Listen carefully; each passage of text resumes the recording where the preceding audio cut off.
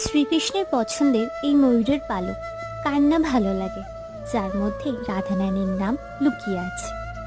আর আজকে এই পালকগুলো দিয়ে আমি আমার কাজ শুরু করলাম।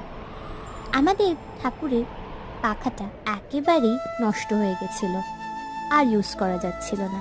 তাই ভাবলাম এবার নিজেই বসে পড়ি পাখাটা বানাতে। ভাবনা মতনই কাজ শুরু করে দিয়েছি।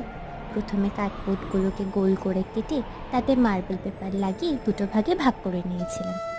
তারপর ময়ূরের পালকগুলো মাপ মতন কেটে নিয়ে একটার পর একটা ওই গোল পার্টিশনের ওপর বসাতে শুরু করলাম। এরপর আগের পাখার পুরনো অংশটা ওপরে বসিয়ে নিয়েছিলাম। তারপর একদম ওপরে যে কাঠবোর্ডের অংশটা বসাবো তাতে একটু রিবন দিয়ে ডিজাইন করে নিয়ে পুরনো পাখার ডান্ডিটাই এখানে বসিয়ে দিলাম। নেক্সট পার্টে তোমাদের সাথে ফুল লুকটা শেয়ার করবো। ততক্ষণের জন্য প্লিজ সাবস্ক্রাইব করে দিও চ্যানেলটাকে।